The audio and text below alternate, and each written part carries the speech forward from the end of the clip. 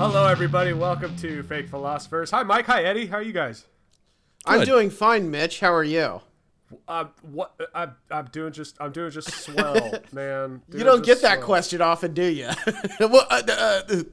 Well, I immediately thought of Mike's point. I think it was last week, where there's the questions that you get asked, and then there's the correct answer. How you doing? Mm-hmm. Good, thank you. How are you? Versus fine. How you doing? Honestly, I think I'm borderline addiction personality. Honestly, it's kind of put a lot of no, but I'm doing well. How it's been a long ass week. It's only Wednesday. Yeah. Long ass week. I mean, it's Sunday. It's like Sunday. Almost over too. This week has gone fast for me. I don't know about y'all, but yeah, it's been a pretty quick week. It's crawling for me. It's crawling. It's hump day now. All right. What's in the news? Any news topics real quick? Anyone? I mean, there's the big one. Mar-A-Lago things going on. Oh, that, yeah. That's, yeah. How about that Mar-A-Lago? Homophobic performance by church angers Hamilton. So people in like McAllen, Texas it's really close to the Mexican border. You can get a house there for like $150,000. It's four rooms. It's that far away off the. Anyways, but a church got the script of Hamilton, or the score for Hamilton. So context. Eddie's looking at something and he's talking about something else, not Mar-A-Lago or whatever. Yeah. The segue was a little rough there. It was a rough segue. Our viewers will be kind to us, I'm sure. So anyway, this church just kind of redid some of the lyrics of Hamilton to reflect their church's perspective. And Hamilton got wind of this and said, well, it's good until they perform. Then they performed and, added some homophobic slurs and comments to it. And, the folks up north and their lawyers didn't like that too much. So now there's an issue. Damn Yankees telling them how to live their life. Imagine that, being so proud of what you do. As performers, we're so proud of what we do, and then all of a sudden, boom, sorry, lawyers. We weren't supposed to do it in the first place. All the law side of it aside, the legal side of it, I find it really cringy when churches do that anyway. Like when they'll take pop songs and try to make them. It is cringy. Yeah, the South Park episode when Cartman kind of parodied that. When they did the Christian rock band that stole hits and just put Jesus in there. I think I went to in my growing up, living in the church and all the activities and all the whatever. I've been to a few church plays, put on plays, and they pitch it like they're they're actual plays or whatever. And one of them was It's a Wonderful Life, and that one was pretty good. But I remember one time I was a couple years out of high school, but my church did High School Musical. I would have loved to have seen that. Which is a bummer because that book is right on, and they just butchered it. But no, it was bad. It was bad. Give us an example of what some of the songs were. I feel bad because one of my good friends was in it. She was I think you've all met, but I won't say her name. But she was in it, and she like starred in it, and she was really good. It was one of those things. It's like, oh man, what are you doing? Why are you in this? Did she have her head in the game? Yeah, sure. No, it was I can't. I think I shut it out. I just remember looking at my watch, counting down the relative time it should be ending, and that, and then you look down and you were 5 minutes into the production. It was one of those, huh? One of those good shows. It's just compounded. It's like I hate that show, and I hate musicals. I don't hate musicals. I just say I hate musicals because they're usually bad. So I just say I hate them. That's fair. Anyway, and then so it's a bad show, bad genre. At God bless them, pun intended, but a church. It was it's like that. No. Just so no. I remember I was talking to somebody about like church plays. Yeah. And the agreement between us was, and this was someone who's religious, they're like, church plays should be about education, not entertainment. So when you're doing a play like High School Musical at church, Yeah. you're not getting much out of it. At least if it's like Passion of the Christ or something, you're getting the lesson. But Yeah. so you could not appreciate, but you can at least tolerate the bad acting because there's a lesson. But when you're watching High School Musical, no. I got my start in theater in church, so I can't hate on it too much. It was 5th grade, little, Sunday school Christmas play, and that was my first time ever on stage, and I loved it, and it was great. And then ever since then, I've been doing theater, so I can't hate on them too much. But god dang, keep to the keep to church stuff. Know your audience. Mm-hmm. Well, I just love the High School Musical. Just in its pure format, because as it begins at a ski lodge, and every ski lodge I've been to has a giant basketball court in it, where on New Year's, one motivated high school player is just in there playing and needs to be pulled away from the hoops and practice to go into the regular ski lodge. So does it start in a ski perhaps lodge? Yes, it does. I only watched That's scary how I know that. All right. You need to up your up your knowledge and trivia of Disney products. That's what you need to do. I mean, back to South Park. Did you see the High School Musical episode of South Park? That was brilliant. That's happening. No, I haven't. Please don't spoil it. Okay, go check it out. Spoil it. It's like 10. Flutter. It's like 15 years old now. No. I mean, go watch it because it's if you have any appreciation for theater culture at all, you'll love it. So I won't it's pretty brilliant. I love it. We'll talk about it on the next week. We'll review that episode of South Park. We'll just have a whole podcast of just reviewing episodes of South Park. South Park, and taking the themes and yeah. No, okay, but yeah, Mar-a-Lago, just fucking say it. I don't know how to say it. Mar-a-Lago. It is Mar-a-Lago. I keep thinking Mars. There's this musician I really like whose name is Mars Argo, and it throws me off. But anyway, yeah, FBI raided Trump's house down in Florida. Crazy. What do you guys think? Do you think it's a nothing burger? You think this is a political stunt? You think this is actually something that the DOJ is actually trying to accomplish here? Or is it just a big fuck up? What do you guys think? I don't know much about it. From just the little smatterings I've gotten, supposedly there was a raid because he had classified documents that he wasn't supposed to have. And then you have two government agencies. You have the FBI and the Secret Service, and then the FBI has to call the Secret Service and say, hey, we're going to show up with guns because we got a warrant. Then it's like, okay, the warrant comes about, but what's on the warrant? Oh, we can't show you what's on the warrant. But Justice, there was one, and I don't know. And then the former president pleads the fifth, and that's kind of all I know about it. I don't know enough to make a judgment. So I think the pleading the fifth thing was not related. That was a separate case in New York. I appreciate it. Thank you. As far as I know right now, there are 3 separate things going on with Trump right now. There's the January 6th committee. There is Trump's property empire or something like that. So his business side is under investigation for falsely claiming property value, which would conflict with tax purposes, I think. That's what's going on, and that's what he declared the fifth on, was that whole deal. And then this third thing, which is the Mar-a-Lago invasion search, which they're claiming they suspect that the president walked off with some classified papers when he left office. So those are the 3 things that are going on. That's what I know so far. Yeah, so that's pretty much. I know he has one more thing going on in Georgia. Regarding the election. But anyway, the Mar-a-Lago thing. So from what I understand is that, they got a warrant. The FBI got a warrant. Like you said, communicated with Secret Service so that there wasn't a mishap. Went in, looked at all the shit like they do. And then I read today, that so I guess the purpose behind it, according to the headline I read,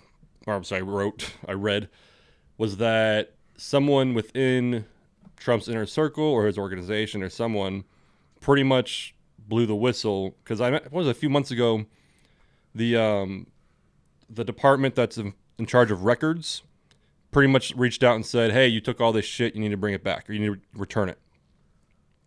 And so they returned some stuff, but they were concerned that not everything was returned. So according to the headline I read today, which I was at work, so I didn't get to read the entire article, and I just didn't get a chance to look at it yet, was that someone within the organization or his inner circle or someone pretty much called the FBI or called whoever you call and said, hey, he still has classified records here, classified papers, classified documents, and I know exactly where to find them if you're interested. And I guess there is a criminal, a crime, if you will, for taking presidential records like to your place or whatever you want to do. So that's what I read today. This is Wednesday today. As far as I feel about it, I feel the same way as I do about Hunter Biden's laptop or Hillary Clinton's emails. If there is a crime committed, prosecute them, whatever. I don't care. If you can find the evidence. Yeah.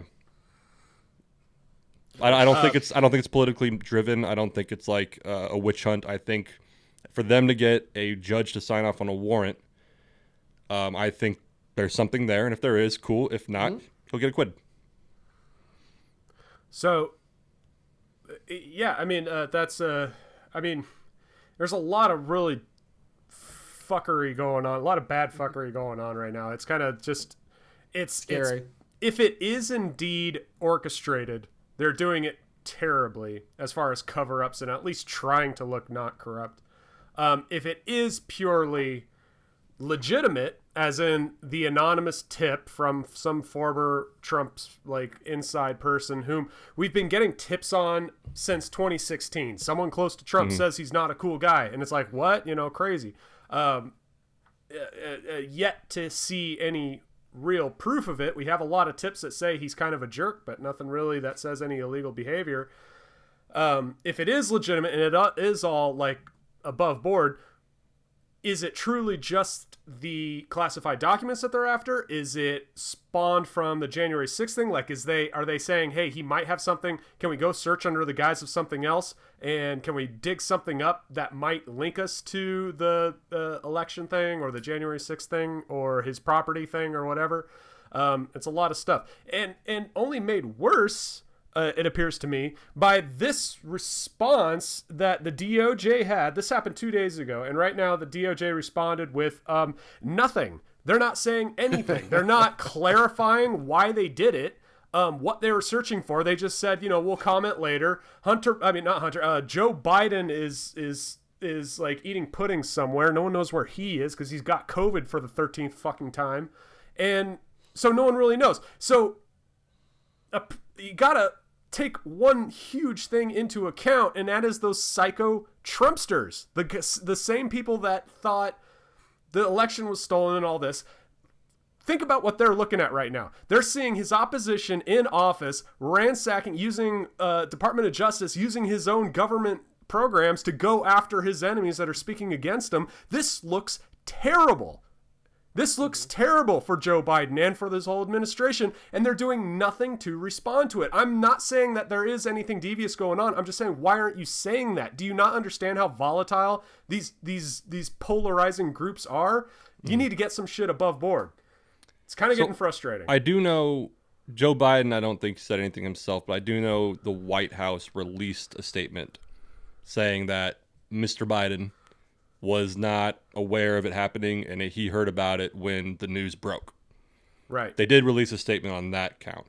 As far as the DOJ is concerned and all that, it probably would be... I'm kind of torn, because sometimes I think saying nothing is safer than trying to say something and lighting the fire. But you're right that in the times we're in, it would probably be smart just to at least say something like, this is not partisan, this is not a witch hunt, whatever. So at least they said it. Even if the people don't believe them, at least they said it. I would agree with that. You gotta appreciate the optics here. I mean, Lindsey Graham came out. I don't know if he said this today or yesterday, but he came out and said, and Lindsey Graham is someone who's supported Trump and he's gone against Trump. He's been pretty like on both sides. He seems to be extreme on both sides, one way or the other. Kind of depends. That's another story. He plays whatever's on top. he said something today that's 100% true. And he's like, look, if you guys were worried about Trump running again in 2024, you pull shit like this. This is a direct quote. You pull horse shittery like this, and he didn't say this. You're just going to quote, yeah. You're just going to embolden this guy to think he's under fire, and then his what do you call it? His foundation followers, his base are exactly going to get riled up too, and they're going to go after him and say, yeah, it is all corrupt. And now Trump's got it in his head that he's like going to have to clean up this whole fucked up system.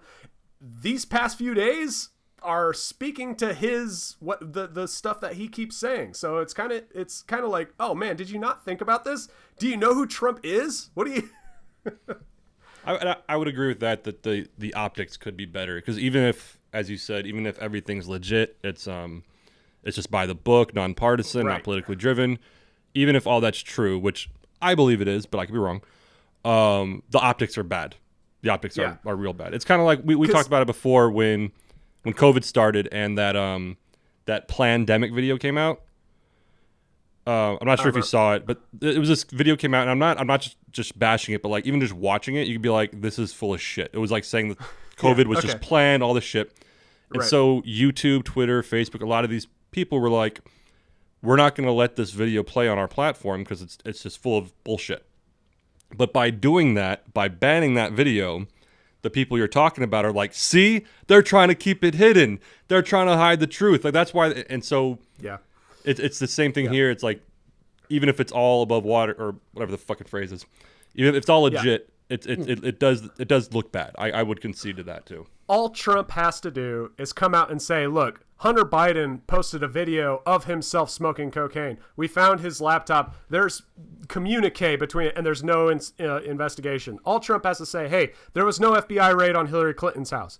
All Trump has to say is, hey, when Barack Obama was president, he sent the IRS after outspoken Republicans like Dinesh D'Souza and all that and had them arrested. And look, when Joe Biden's president, he's sending the DOJ after all his opponents too.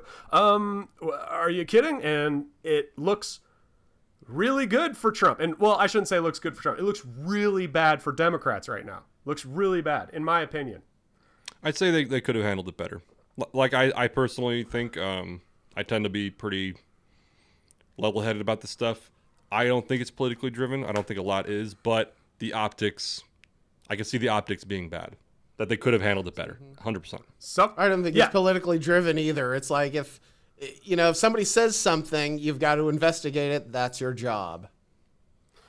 How many times, though, are we going to say for this administration that the optics could have been better? Because it could have been Afghanistan. Well, we still have 2 more years. It could have been inflation. That's right, yeah. So, anyway, yeah, that's all I really had to say about this. It's kind of, wow. I get frustrated when this kind of stuff, like, come on. I'll be honest. I do not want former President Trump to run again because I think he'll lose. In my perfect world, Trump would not run and endorse someone like Ron DeSantis or someone like that, some like up and coming, conservative. That'd be my idea. Because I truly believe if Trump ran again, he'd lose, and that'd be just then what? You get another Biden or because I actually, and everyone knows how I feel about Trump, but I actually think at this point, if Biden decided to run again, I think Trump would beat him. I do not think Biden's going to run again. I don't think so either. Yeah. I don't think so either. Yeah, but if he did, I would agree. Okay, I would agree. If Biden ran and Trump got the nominee, I think Trump would beat him. If Trump ran and got the nomination and Biden didn't run, depending on who got the Democratic nominee, I would agree that Trump wouldn't win. Kamala Harris. Trump would win. Yeah. Trump would win. You think so? Okay. Because even among Democrats, well, a lot of Democrats don't like her either. Because even it's she's kind not of doing anything. What Eddie just said. She's not really doing shit. She's an ethnic woman who got that popular vote, but as far as being trained and learning and grandfathered into the position, she's not really doing that. It's really hidden. I mean, get Harris on the phone. You don't hear that. What's Harris doing? Oh, she's attending another rally. It's like, okay, great. How about learning what the responsibility of this office? Because if Biden has a heart attack, guess who's in charge now? is that being passed on? I mean, or is that just being assumed that it's being passed on? That's assuming Biden really is in charge. I mean, come on. Well, yeah. Let's. And another thing with Kamala Harris too, which it's kind of funny to me. A lot of people, and this kind of criticizing the loud right, as I call them, but this will come back to criticize her. A lot of people say, like on the right, they're like this crazy left, radical left administration, and I don't think they realize a lot of hard leftists and a lot of like hardcore progressives fucking don't like Biden and Harris. Yeah. So like this whole like I agree. They're extreme left. Like a really liberal friend of mine was like, "Fuck Harris." When she was in California as the DA or whatever, she was putting like people smoking weed in behind like bars. Like she was doing all this horrible shit. Fuck her. And I was like, oh, okay. This is the radical left vice president, and this progressive people are like just ripping on her. So she wouldn't win against Trump. Here's another option that it might be just because we're in California, but there's whispers of a Gavin Newsom running for that ticket, and interesting.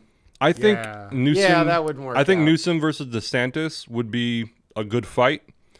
I think if Newsom went against Trump, I think he might edge out against Trump, but DeSantis would be a fight. Yeah. I think. Yeah. Anyway. Well, anyway. Yeah, that's. I like that. Yeah. You guys well anyway at the same time. Yeah. Keeping it within the political realm for one quick thing, because I actually wanted to get Mitch your opinion. Actually, Eddie, you'd kind of go in this too. Danny, I really don't care about. I don't want Eddie's opinion. Fuck that. So Nobody I'm does. gonna preface this little context. So do you recall, the name is eluding me at the moment, the man who was choked to death and then that spawned all the Black Lives Matters protests? What was his name? George Floyd. George Floyd. Okay, I blanked for a minute. Wow. When he was killed and all these things blew up, if you remember, there was a great photo op that people didn't roll their eyes at all. When Pelosi... Yeah, it was the helicopter crash in North LA, right? Damn you. That came before. I know, yeah. Funny stuff. Yeah. Anyway. Deleted joke. No, this great photo op that no one rolled their eyes at, where Pelosi, Schumer, and a handful of other Democrats all put the African scarf on, I forgot the name of it, and all took a knee in honor of George Floyd and black people. Yeah. And so we're going to get back around to my question to you guys, but I remember seeing that, and I was like, is this something liberals and progressives are actually digging? Like, they see this, and they're like, we like this. So I ended up, over the next few weeks, talking to some of my more hard liberal friends and some of my friends of color. And with the exception of one or two who were like, well, they were just trying to show solidarity, blah, blah, blah. Like, there's like one or two. The majority of them are like, no, we don't dig this shit. This is fucking cringy. That was the weirdest thing we've ever seen. I think all of my black friends were like, no, that's not okay, actually. Yeah.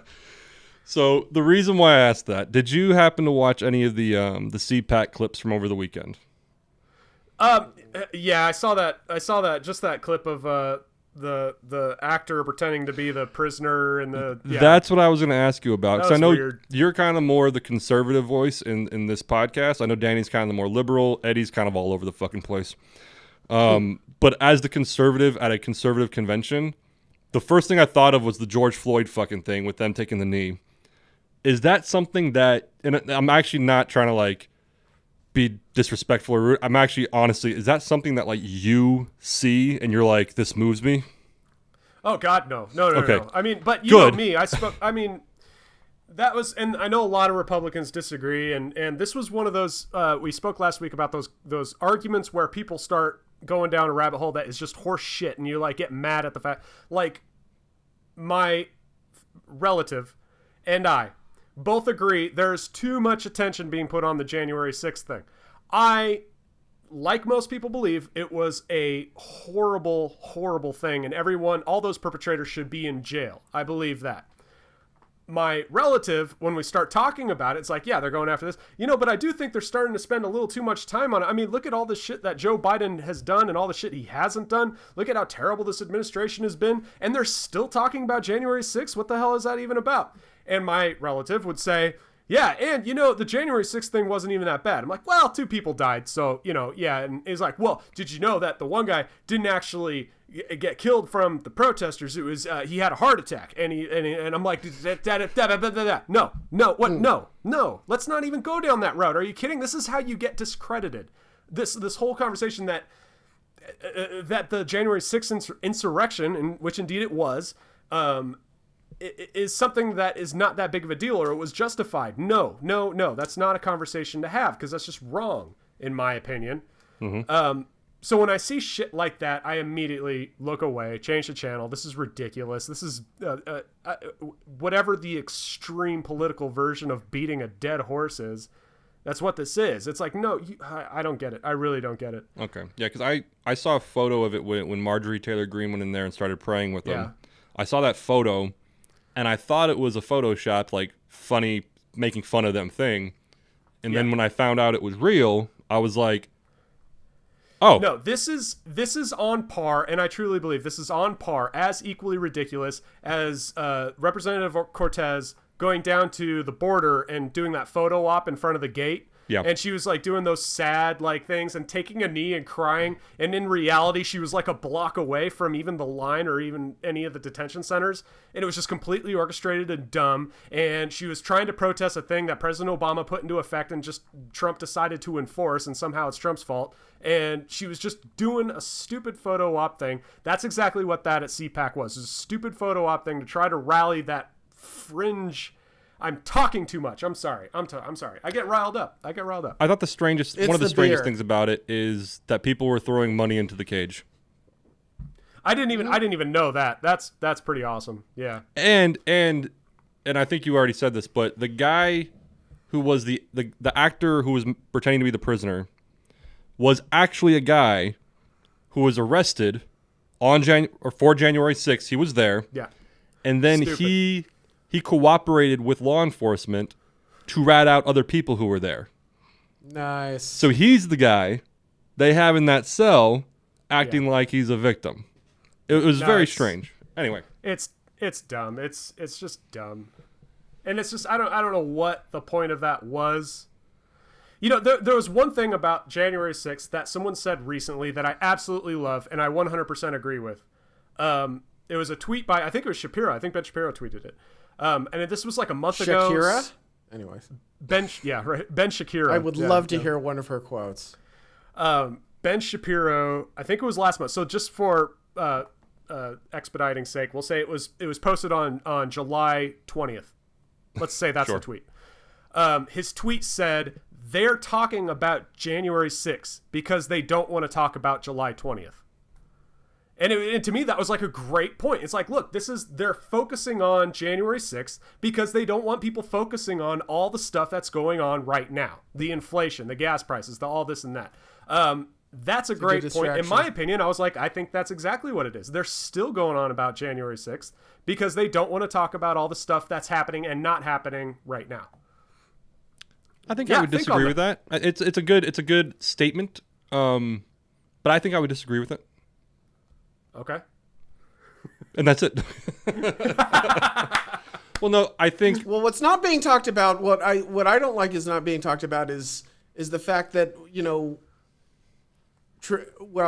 traditionally, negative growth represents 2 quarters in a row represents a recession, but then again, they just kind of said, well, no, not really. We're going to redefine what that means, so we're not in a recession. Everybody believes this, right? Right? You guys are good, right? Okay. And yeah, I think we touched on that that's scary last too. week.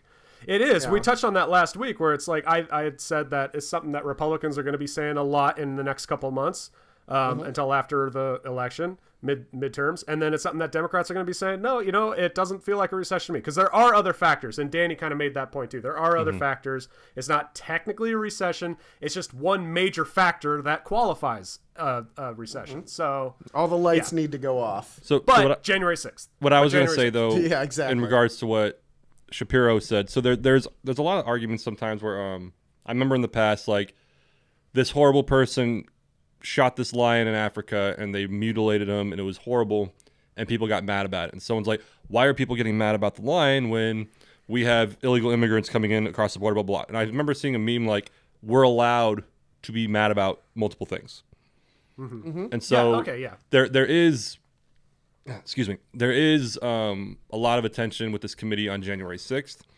And I think I said it in the past, I watched a couple of them, and I found it interesting that the new information being brought forward, all the repeated shit, whatever, but the new information, it was interesting. But I think we can, because I don't really watch the news too much anymore. But from people I listen to, like podcasts and shit, they will talk about the January 6th committee and also talk about inflation, gas prices, etc. So, I mean, I don't think they're talking about it to distract from anything, because nobody's distracted from inflation. I don't know a single person who's like, oh, I forgot about this because of January 6th. I don't know a single person. So I don't think they're doing it to distract it. I think they're trying to investigate it. It's a little bit sensationalist, but I still think people are still talking about inflation and still talking about gas prices and all the other shit going on. That's just my opinion. Yeah. I know Ben Shapiro I wouldn't call the most unbiased person, so I understand his position. Absolutely. But yeah. No, I hear you. You are right. I do like that, because I do hate those arguments too of why are we spending good hard-earned tax dollars giving it to animal shelters when there are starving kids in Compton right now, kind of, it's like, look, I mean, come on. We can't send all our money on, anyway. There's got to be a term for that kind of argument. Ooh, I had an idea, by the way, kind of in the philosophical realm. We should do some episodes, each episode talk about the argumentative fallacies. I was listening to last week's episode where we're coming up, we couldn't remember the name of the straw man fallacy, argument fallacy. And it's like, what if we spent each episode going through each one of the argument fallacies?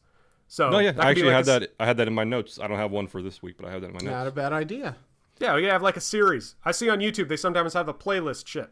No, I think that'd be great. Whatever these kids are doing, man. Whatever those kids are doing. I do, unless Mitch, I know you said you had a few things. Unless you want to talk about that, I have something we could talk about. I have like some medium to big topics. So medium to big. All right, I'll go with this one then. It's something jockey shorts. It's something Eddie brought up in our group chat some time ago. And pedophilia. Pros and cons. He posted an article about a trend on Twitter, Instagram, you name it, where people were, I don't know if it was celebrating, maybe Eddie, you could, once I get the point out, but they were pretty much laughing at and making fun of people who died from COVID who spoke out against vaccines. And I remember hearing about this too, where like you heard, it's a while back. Yeah, if it was like a conservative radio host who was like, the vaccines are bullshit, this is all bullshit, and then they end up getting COVID and dying. There was a group online, not a group, but like people were hashtagging like something, making fun of those people.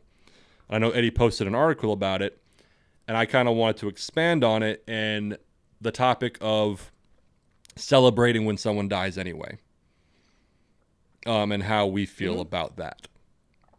Do you mean specifically celebrating death when someone dies? Well, it's a celebration of life. Well, for instance, I'm trying to think of an example that's kind of like when someone who I don't like, who's that the right-wing radio host Trump gave Alex Jones. Rush Limbaugh. Rush Limbaugh. I was not a fan of Rush Limbaugh. I disagreed with a lot what he said. I thought he was inflammatory. But when he died, I wasn't like happy. I didn't find joy in it. The man had a family. The people did love him. So when he passed, I was like, I disagreed with this man. I wish he would have changed his mind on about a few things, but I'm not celebrating that he died. Whereas there were a lot of people who were like, good riddance, hope he burns in hell and all this shit. And that's where when Eddie brought up the whole COVID thing, I was like, that's actually a topic we could talk about, is the morality behind celebrating a death. Yeah. Yeah, it's a good one, and it's kind of hard to think about that without getting into the subject of capital punishment, in my opinion. Sure. Not so much, I mean, because you could get into, are you happy that someone died? I don't think anyone should be happy someone died. You could feel vindicated or a reckoning or justice when someone dies. What if they're in chronic pain and they're just a shit and piss factory? Yeah. Unless an apple rolls over to them, and it's like, well, I'm glad they, kind of checked out and, give the apple to somebody else. So who can use you're it, thinking more of a mercy one. That's what you're thinking. Yes. Oh, I was thinking more like if it's someone you don't like and you're happy they're dead. Oh yeah, well, that's you. That's on you, and the dead person doesn't care. It's like that's a comment on you then. Well, that's what I'm talking about. Yeah, because I don't celebrate death like that. It's an interesting topic seeing so many people. I saw people when Kobe died. That's a petty way to do it. It's a petty way to do it. But even when Kobe Bryant died, I saw some people's like good riddance, you rapist, like that kind of shit. Even though he was acquitted, there were people who said that. And so it was just an interesting topic. I'm trying to think of an example of someone I might have disagreed with wholeheartedly, passing and then being like, that's still a shame. Like when you feel for Rush Limbaugh, it's like that's a shame. Versus when like Fidel Castro died. And I was like, good. That guy, it's too late in my opinion. What now? That should have been I'm so glad that guy is dead. It's a different thing, but being happy over someone's death because of political differences or just in general, or just dislike. But then again, I am happy when crazy murderers get put to death because I'm like, hey, the world is safer now. That is kind of a point that I think is something to talk about. Because, for instance, Osama bin Laden. Yeah. When the report came out that he was killed, my response wasn't, I'm happy he's dead. My response was, I'm happy the world is safer. Oh, okay, yeah. It's not that I was celebrating his death. I think it's a shame that this man never... I like a good redemption story. I think it was a shame this man never found... I guess his Darth Vader moment where he realized that his life was wrong and he should have atoned for that. I think it's a shame he never got that. But when he died, my immediate thought was the world is safer and the world is better without him here. Yeah, but without celebrating the death, if that makes sense. No, it's and unfortunately you do kind of have to put them both together. It's like I don't want anyone to die. And I don't want these hundreds of people to die, so this one guy has got to go. This one guy has got to go. This one guy has got to go. Yeah. It's a mathematical issue, but if you are one who finds justice, believes that justice is served when a murderer's life is taken. Again, you're not happy that the person died, but you're happy that justice was served. Mm-hmm. It's a fucked up conversation, and I think most people just don't want to have it. Mm-hmm. No, yeah. Because that's when even anytime someone big has died, and that's why when Eddie posted that thing, it just kind of sparked this thing in me. I've always been very, I don't want to say disgusted, but like I'm trying to think. When John McCain died, you saw more liberal-minded people roasting him because he did some conservative shit, and then you had a bunch of Trumpers fucking roasting him because he was anti-Trump. And just in my head, I was like, guys. This is a public figure with a fucking family. Jesus Christ. Yeah. He's a war hero. Spend some time in the Hanoi Hilton. I mean, show some fucking respect. Just gloss over all that. This is actually kind of perfect timing. I think I mentioned it to you, but I'm actually right now watching I Am a Killer on Netflix. Good show. I've seen 1 or 2 episodes of it. Okay, yeah, we're like almost done with the first season, and I mean, don't watch the episodes back to back because you'll have a bummer of a night.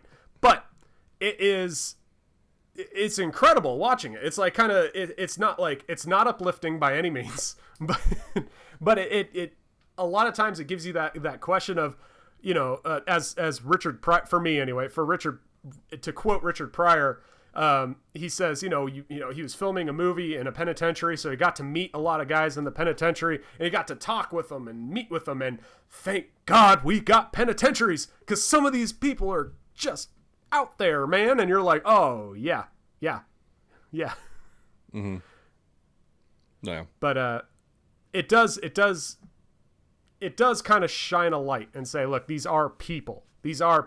Both things can be true. Yeah. It can be justice for capital punishment, and they can be people. And you cannot, and it's wrong to celebrate death and be happy about death, but it's okay to want justice. Mm-hmm. Well, I think it's okay to, It's okay to celebrate death. It's like, again, the dead person doesn't care, and if you're that petty that you have to begrudge somebody, you know, after they're dead. But then again, I remember reading an opinion piece, you know, speaking ill of Hugh Hefner and the way that, you know, the Playboy Mansion was actually run versus, you know, the perception of him itself. So, but you know, did he twist anybody's arm to go into there? I mean, you're there because you want to further your career, and you know. But was you that leave like a hit anytime you piece, want. like saying they're happy he died? Well, it wasn't. Like the article said, it was, you know, it took umbrage on him, you know, kind of, you know, just treating women like meat, I guess you could say. But then again, my issue is like, well, did anybody, like, is it a cult? Or are they behind bars? I mean, there's, you know, I'm sure there are prisoners that would argue that it wasn't a jail. You know, that's what I'm saying. So to speak ill of him, and, you know, he lived his life. Well, okay, I mean, well, you know, if you want to be petty, okay, well, I get it. You didn't agree with his lifestyle. Good to go. Nobody's doing it. Well, not in this country. I mean, if you go to Brunei or something like that, nobody's keeping track of them. You know, in that culture, but it's all good. Well, no, my point is, like, I think it's perfectly fine, in my opinion, to criticize someone's life. I think I might have mentioned this in the past. There's something I call funeral bandwagoning, which is horrible. It's my own thing I made up in my mind. Like, when someone dies and all of a sudden everyone's like, such a great person, heart of gold, etc. And without saying a name, I remember a guy I grew up with. He passed away, I think, when we were like, I think you mentioned this. Yeah, story. like 22 or 23, maybe a couple, maybe 25. He passed away, and I'm just gonna be honest. Like, the dude did not grow up into a good person. He was a scumbag. But I didn't feel the need to express that online when he passed away. Yeah. I didn't feel the need to say that out loud. I didn't go off about how he was a great person. But I could still technically, if I sat with with his sister or someone else, I can, or a bunch of fellow podcasters, or that. But I could sit down even with people who knew him, and calmly say, look, it's so sad that he passed away, but let's be honest, he did X, Y, and Z. He was not a great person. It's horrible that he died. Yeah. But so I think we could still be critical of a life without being happy they died. And that's where, with going back to Hugh Hefner, was that piece in response to him dying? Or was that just people being critical of him? I think I do know what I think it's people being critical of him. Okay. We should post that on the page, you know, and get some feedback from our loyal viewers on, you know, how they view that piece. And is it celebratory? Is it inflammatory? Or is it just somebody being petty?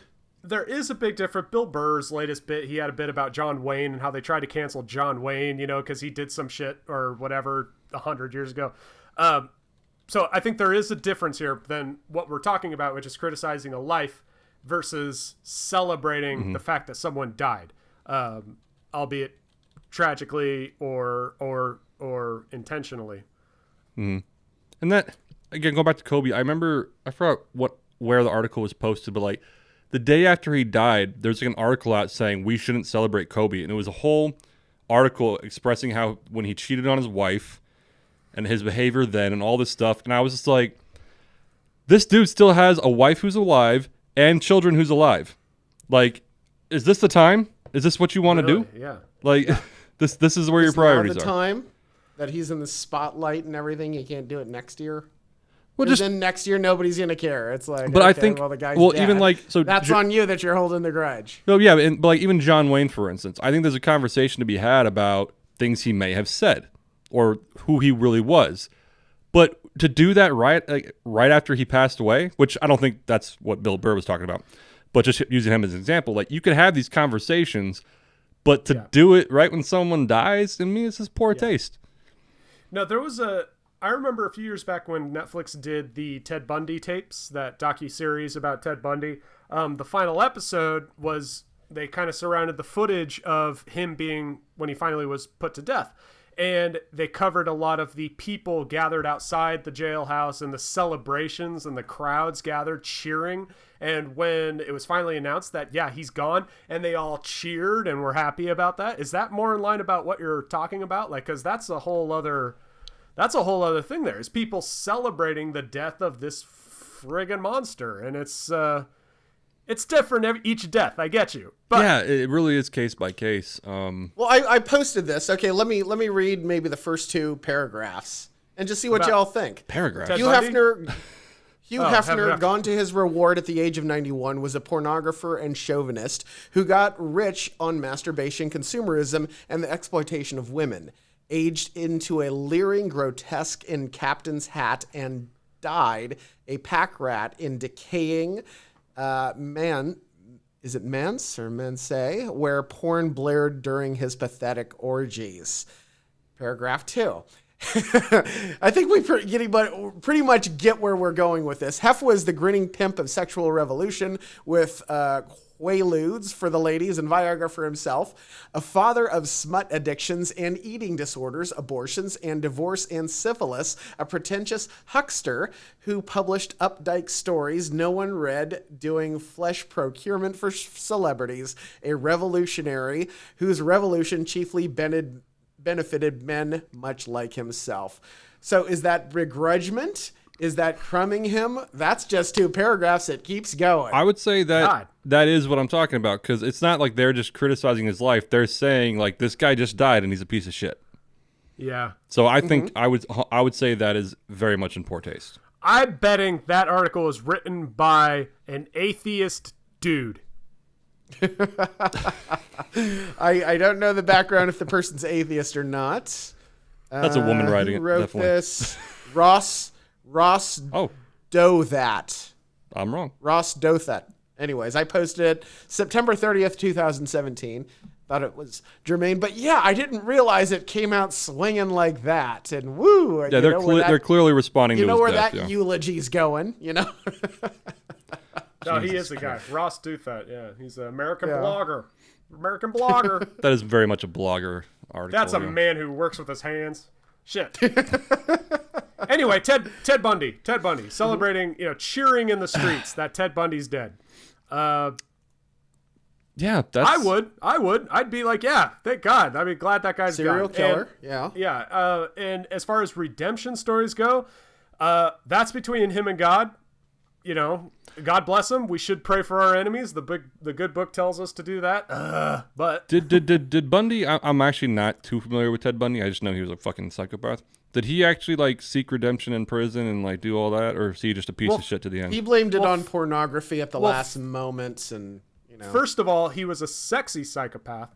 Second of all, he did try to pass the buck and say it was other people, pornography and all that. And I think he did admit it, yeah, I did it, whatever, but in his own weird way.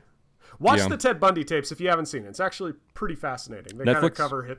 Yeah, Netflix original Ted Bundy tape. They made a movie starring Zac Efron as Ted Bundy. Nice. Let me tell you, Zac Efron as Ted Bundy could have been his Walter White. I'm telling you, it would have been amazing. Complete loss of potential. Blown opportunity. The movie was bad. He was great, but the movie on a whole, in my opinion, was just bad. Bad writing, bad directing. So he was bad. He was the Obi-Wan in the prequels. Yeah. That's a shame. Anyway. Yeah, you know what? But yeah. I'm kind of conflicted about the Ted Bundy thing. Because I could celebrating if he's dead? Because no, I'm not gonna go down that road, because then a lot of people are gonna call me a piece of shit. Sorry, I had a thought. Because we think so highly of you. We don't want to tarnish that opinion. You're not a piece of shit. What I'll say is, if it's someone who was obviously not a great person, and to the end maintained that they're not a good person by passing the buck, it wasn't my fault, I can see it. I'm not saying I completely agree, but I can empathize with the celebration. Adolf Hitler. I think Adolf Hitler, world's a better place without him. But I wouldn't have been like, yeah, he's dead. I'd just be like, okay, good. Now we can move on. Okay. Lee Harvey Oswald. Hey, we got a question. Okay, never mind.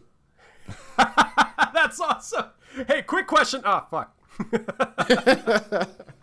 You know what? Actually, no, I don't celebrate that Hitler died. I wish they would have caught him, and I wish they would have fucking held him accountable. He took the easy way out. Slow. Yeah. So I actually don't celebrate that he killed himself.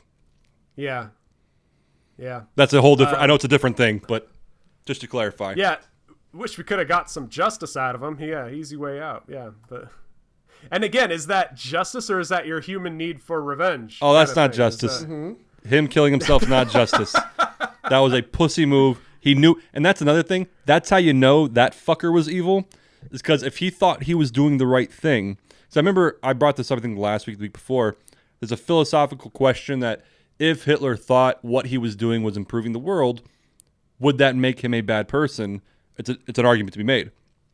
But you know that's not the case, because if he thought he was doing the right thing, he wouldn't have killed himself. Disagree. 100% disagree. How? Because at that same time, when the American troops in the Pacific Theater were taking island by island, there's footage of Japanese civilians, not even soldiers, throwing themselves off of cliffs because they were so religiously devoted to the empire and so convinced that the Americans were going to eat them alive or whatever the fuck, that they were killing themselves because they'd rather that than be captured. And when Hitler has Russia knocking on his back door, it was a smart move to take your own life. No, I'm not arguing that it's not a smart move. That I agree with.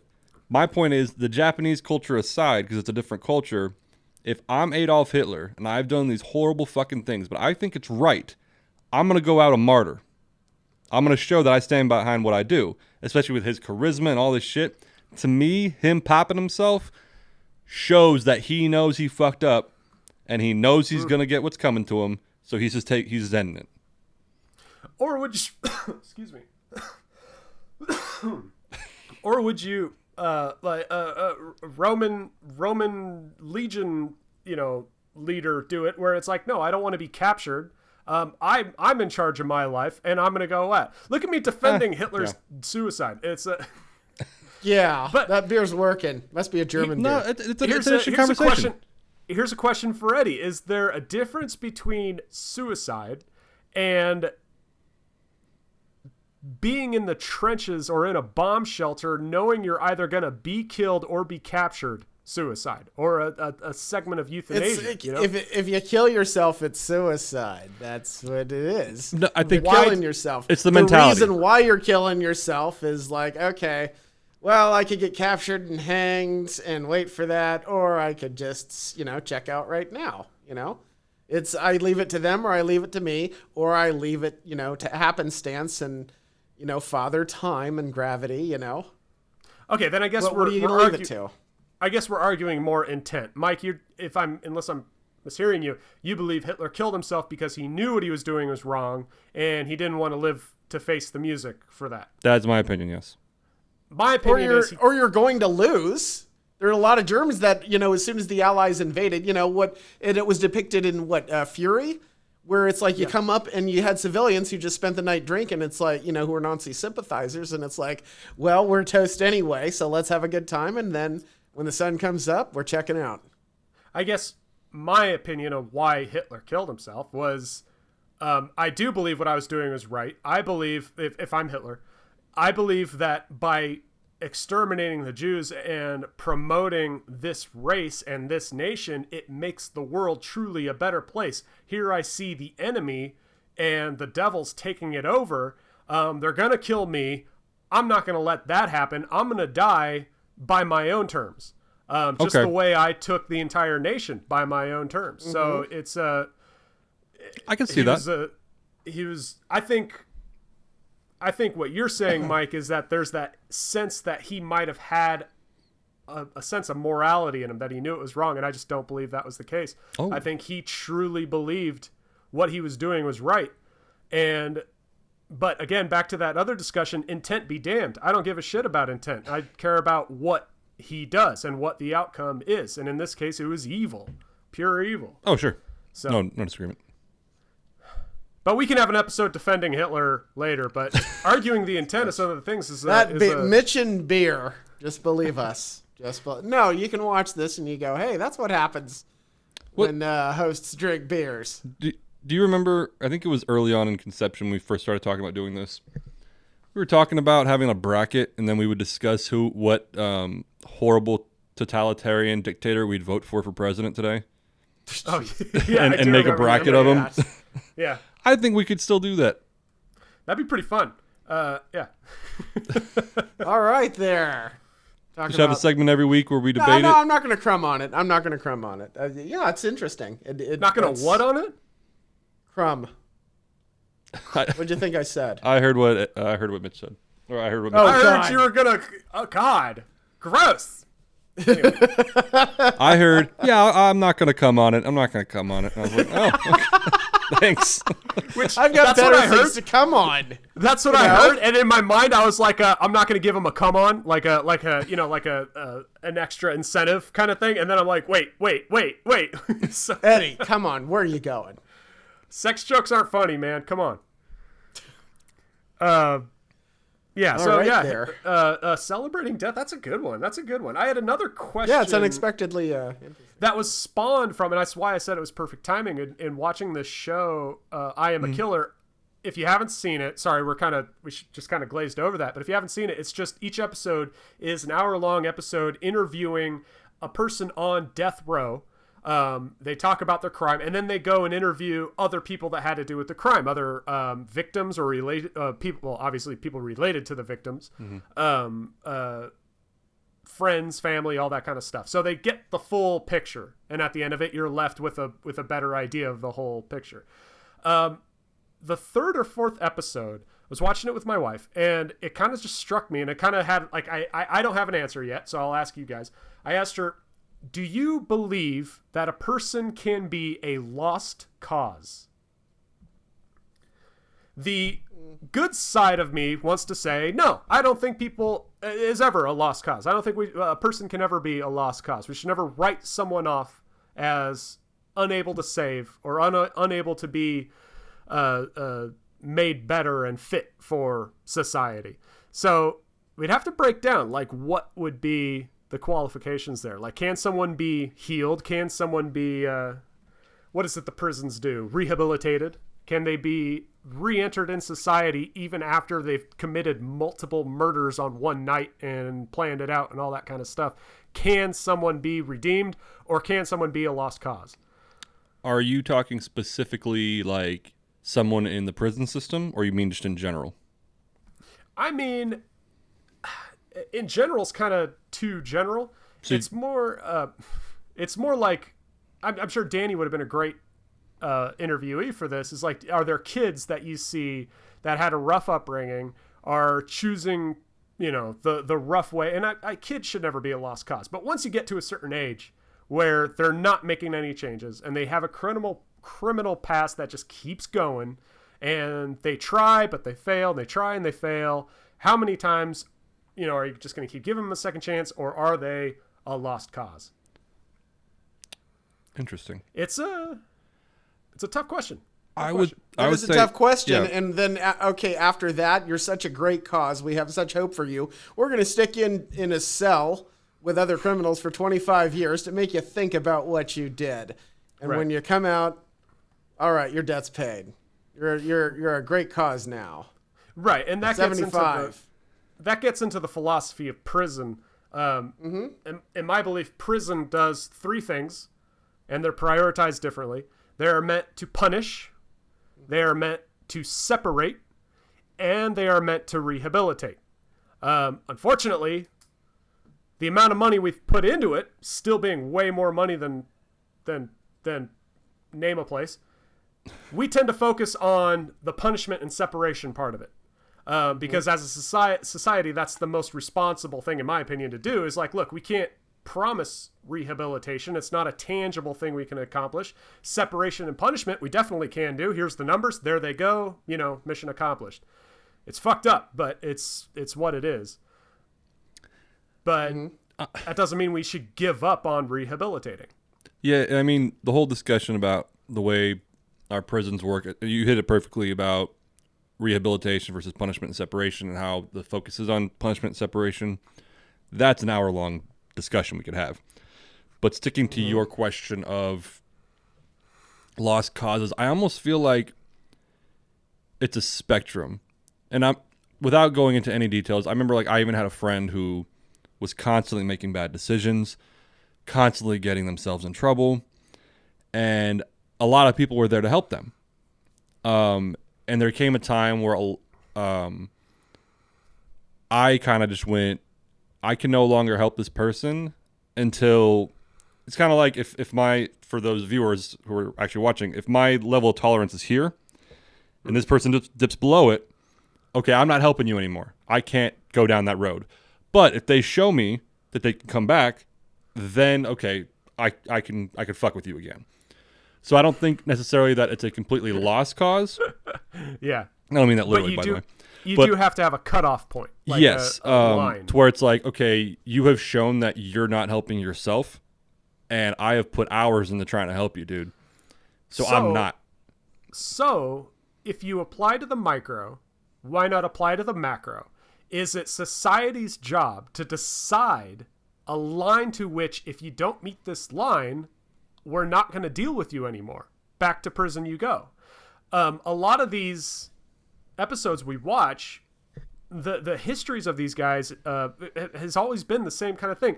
Brought up bad, kept getting in trouble with the law, getting in and out of prison, and like I said, by the third or fourth episode, I'm like, God, it's just writing's on the wall here. This was gonna happen. They kept trying, and this guy just is incapable. It seems incapable of getting better. Yeah, and I mean, we have to, with the prison system specifically, I do think, and this goes for schools and all the other shit, I think we should, as a society, try to encourage counseling and when I say mental health, I don't mean necessarily just therapy, but mental health experts. Because hypothetically, and I know they have fucking parole boards and shit, but they're not psychologists and therapists. If you had enough people, they could evaluate these guys in prison. I mean, this guy is not ready to go out. He's not going to be a productive member of society. I guarantee you he'll commit more crime. And that goes on the record.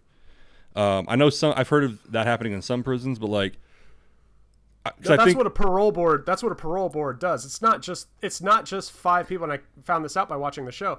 It's rarely just people deciding then and there. There's often agents hired, personal investigators hired to go into the history of someone and decide whether or not they are statistically what's the word? God, likely, I guess. Statistically sure. likely to be continually be a danger on society. There's a lot of research done into that, and this show kind of reveals it. So it's kind of comforting to know that, okay, they don't just decide it right off the bat. They actually go into a lot of Well, I do know it's a complex thing. I don't think they just make a decision, but sorry, granted, that is death row. So, but back to what you're talking about, yeah. Because I mean, there a lot of times, even some of the when you see some of the mass shootings and stuff, therapists, psychiatrists will say, yeah, this guy had the signs. There were signals that there should have been red flags thrown about this person. I think they kind of applied that to the crime aspect of it. And I'm ignorant when it comes to a lot of prison things. I'm sure there's counselors in prison who talk to people every day and try to make decisions. But on a larger scale, I would say, even, and granted, a lot of it's bullshit anyway. A lot of prisoners fake it. But if a prisoner could show in prison that he's making a genuine effort, that he's trying to improve himself, that he's doing X, Y, Z, and someone could say, yeah, this guy's legit. If there was a good way to gauge that, I would be okay with trying to rehabilitate some people. But yeah, you get some people who it's they kill out of cold blood in and out of prison for 20 years. It's all right, you're... Yeah. The other idea I had was, sorry, Eddie, do you have anything, or we're rolling past you, not just kind of. Well, we're rolling past. I want to keep tabs on time now. We're also going into an hour, and I want to be sensitive to our viewers as well. Okay. It's very difficult because it's subjective. If somebody rolls into court, and they have a history of crime, and there's no redemption, at what point do you kind of draw the line and say, okay, well, you need to be in there for 25 years. You just got out. You want to commit another crime. And you've learned it. You've been to the perfect school for that because you're among other criminals. So we're not going to send you back back out there with job skills, be a productive member of society. We will teach you how to be a better criminal. It's unfortunate because of those three aspects of prison, the one thing that we can tangibly monitor is the separation aspect of it. Someone commits a crime, they are not fit for society because they make society worse, so we're going to separate them. That's something we for sure can say, okay, we pay our tax dollars to build that building to put them in so they're outside of society. Cool.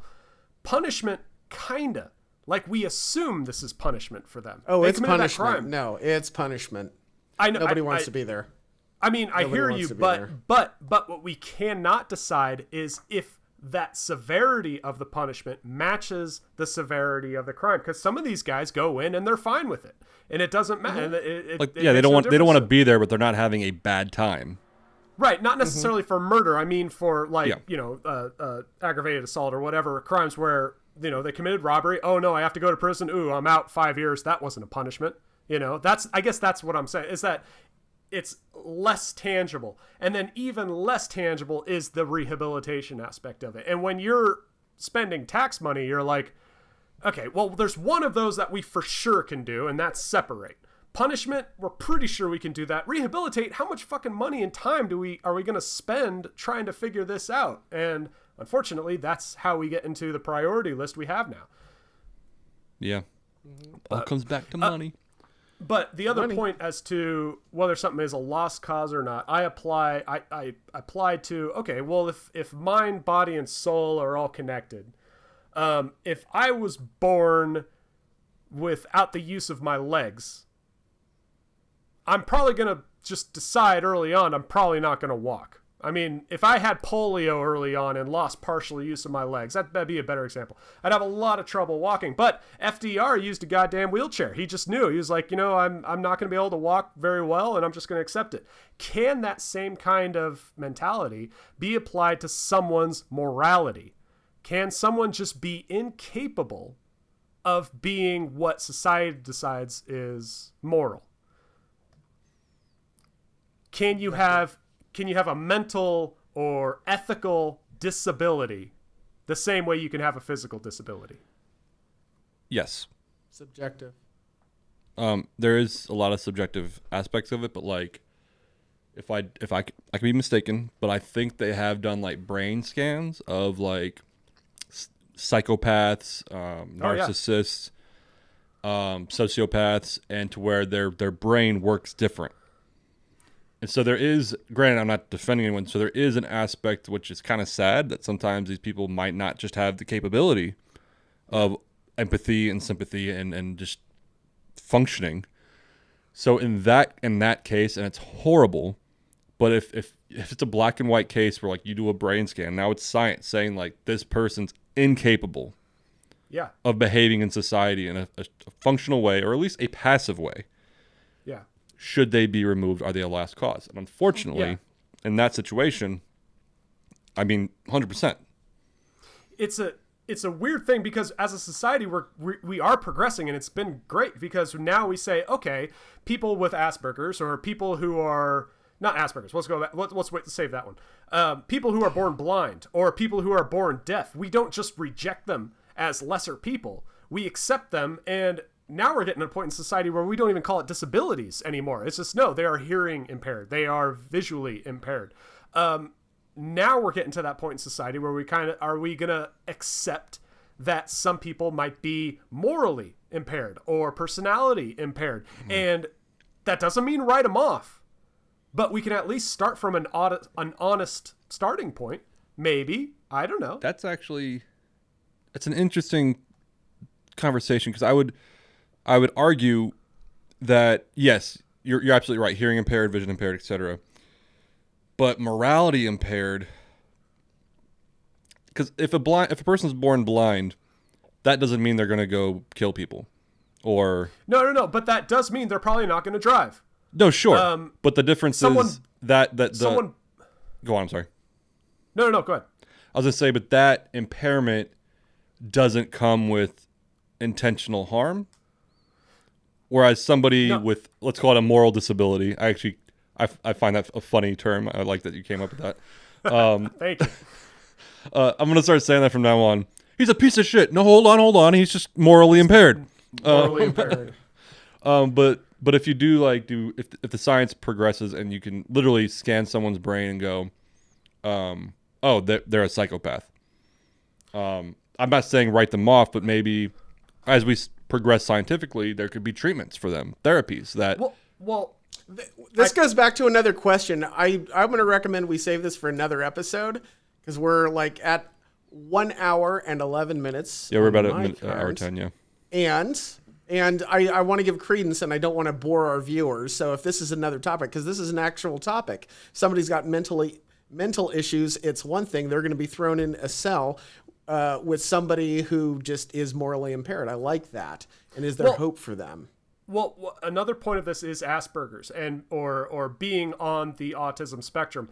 We now, as a society, have accepted that some people are just born that way, and rather than write them off, rather than just assume they're going to be shitty people, we work with them and realize, okay, their social skills are not at the levels as the neurotypical is the term that a lot of the autistic communities use, neurotypical.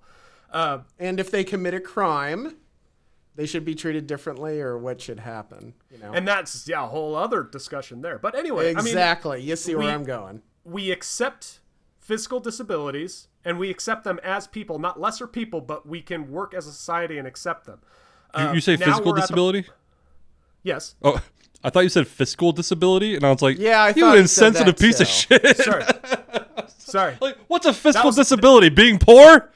That was next. No, way worse. Being born poor. That's way worse. All right, physical disability. Sorry, I heard you say that, and I was like, Physical, Jesus Christ, sorry. Mitch. No, physical disability. I know we're bordering on eugenics here, and this is we gotta watch ourselves. But no, people who are born with physical disabilities are still people, and we accept them and love them as society. Not like they did in the past, but now we do. People now born on the spectrum. We now know what's going on there. They just have different social skills, different abilities in that way. So we still accept them and work with them. Can there be the soul side of it, the ethical side of it? Can someone be born morally disabled? And if we accept that and realize that some people are just born that way, we can work with them, we can accept them and love them the same way. And I don't know. No, I think there you go, Glenny. Closing thoughts. Thoughts. Because Eddie's right. We're a little long. I think I already Jesus. put it in Nobody my gets the fucking hint. It's like, oh, we're gonna just sit here and watch more. Anyways, yes. No, go ahead. We will. It's a tradition of ours that we try to close for half an hour. Yeah, exactly. And it's like, what the fuck, dude? Director, say Calm something. down. Closing It's thoughts. Like, closing and thoughts. We're closing now. No, let's listen to Mitch be drunk more. That's so exciting. That's what I tune. Let's tune it into the other end and watch Mitch get another beer, Mitch. I think Eddie's going full Alex Jones. No, so I put this in my notes so that we can discuss it further. My closing thoughts is if there's a way to legitimately treat that kind of thing, like psychopathy and all that crap, I think it's something that should be on the table. But if it's something that you can't treat, then some lines have to be drawn. And that's my final thought on it. All right.